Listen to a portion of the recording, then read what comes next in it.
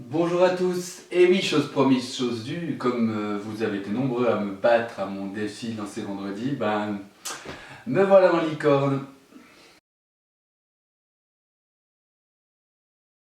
100, 110, 120, 121, 122, 123, 124, 125, 126, 127, 128, 129, 130. Je prends mon petit panneau et je remplace le 9 par un 10. Je ne peux pas le remplacer par un 10. Je peux mettre qu'un chiffre. Si je mets 10, ça fait un 0. Qu'est-ce que je dois faire là? Eh bien, j'attends vos réponses sur le groupe parce que moi, je suis un petit peu perdu. Passons maintenant au nombre de jours d'école à la maison. Je rajoute à côté de mon paquet de 5, je rajoute une petite barre pour le jour d'aujourd'hui. Et c'est Germignon qui va nous faire l'annonce sur le groupe pour nous dire le combienième jour d'école c'est aujourd'hui. Et c'est aujourd'hui Rockruff qui va nous préparer le calendrier et nous faire l'annonce sur le groupe. Merci. Le travail pour les 3e années aujourd'hui est de nous préparer 4 nouvelles cartes de vocabulaire. Pour préparer ces cartes de vocabulaire, vous avez besoin d'une feuille A4 que vous pliez en 8 morceaux. Si vous ne savez plus comment faire, je vous conseille de regarder la vidéo de la leçon numéro 1. Elle vous expliquera comment préparer les petites cartes. Alors moi j'ai bien gardé précieusement la feuille que j'ai utilisée la semaine passée, ce qui me permet de faire mes 4 cartes d'aujourd'hui avec la feuille que j'avais déjà préparée la semaine passée. Si vous n'en avez plus, vous en refaites une. Les 4 mots à préparer aujourd'hui sont le sabre. Oh, attention là! Secouer. Oui, bon, ça va, on a compris. La carte. Grâce à ma carte, je peux vous dire que je suis dans mon bureau. Tu risques pas de te perdre au moins. Et la licorne. Pink fluffy unicorns dancing on rainbows. Pink fluffy unicorns dancing on rainbows. Ces petites cartes, elles vous aideront pour la leçon de demain, pour la suite de la lecture du Trésor d'Éric le Rouge. Donc préparez-les bien et surtout faites des jolis dessins derrière. L'activité du jour pour les 4e années est un casse-tête en forme et en couleur. Il s'agit de remettre ces 7 pièces dans l'ordre en... Ah j'ai trouvé! C'est facile! Oui, non mais ça n'a rien à voir. Rien à voir. C'est pas du tout ça, la consigne. Alors écoute la consigne jusqu'au bout. Merci. Donc, il s'agit de remettre ces 7 pièces dans l'ordre en suivant 2 consignes. Il s'agit donc de remettre ces 7 pièces dans l'ordre en commençant toujours par le rond jaune. Ça, c'est la règle numéro 1. La règle numéro 2 est qu'il n'y a qu'une seule différence entre 2 pièces qui se suivent. Ah cette fois c'est bon. J'ai trouvé. Oui mais non c'est faux, je viens de dire que tu devais commencer par le rond jaune. Commencer par le rond jaune. Bon cette fois ça y est, j'ai trouvé. Ah oui non mais là c'est toujours faux parce que tu ne dois avoir qu'une seule différence entre les 2 pièces.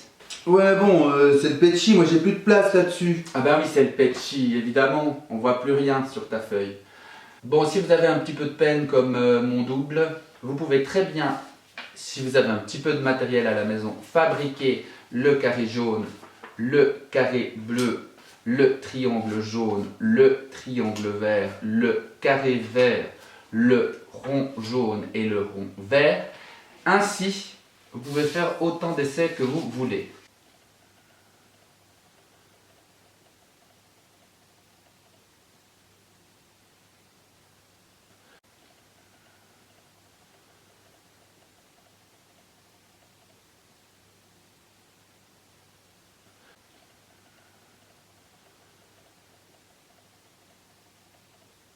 Et le voilà, t'as trouvé. Il y a bien une seule différence entre les pièces. Et j'ai commencé par le rond jaune. La solution, je vais la recopier sur une feuille ou dans mon cahier de maths, en n'oubliant pas de noter la date. Je vous rappelle le nombre de solutions possibles, c'est 11. Mais moi, j'aimerais bien que vous en trouviez 5 en plus de celle-là. L'activité suivante est adressée autant aux 3e année qu'aux 4e année et il va s'agir de noter sur cette feuille tout ce que vous savez sur le lapin. D'accord? Alors oui, il y en a des lapins en classe, mais on n'en a pas forcément parlé en détail. Hein.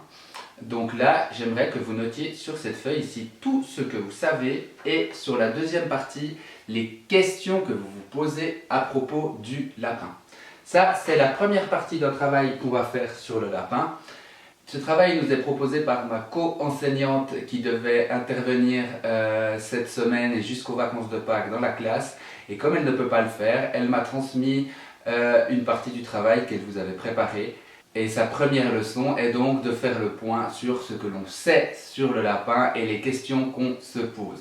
Ceux qui n'ont pas cette feuille à la maison, hein, et même si certains de mes élèves l'ont perdu, car c'est possible aussi, vous pouvez tout à fait le faire dans votre cahier de français ou sur une feuille à part, c'est égal.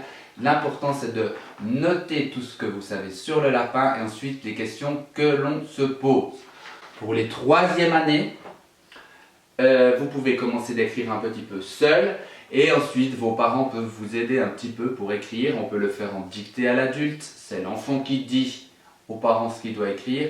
Évidemment là il s'agit de faire sortir les connaissances des enfants. Ça ne sert à rien les parents que vous leur déballiez tout ce que vous savez sur les lapins. L'intérêt est vraiment que les enfants ressortent ce que eux savent déjà sur le lapin. Donc aidez-les à écrire mais ne les aidez pas pour l'instant à trouver les informations.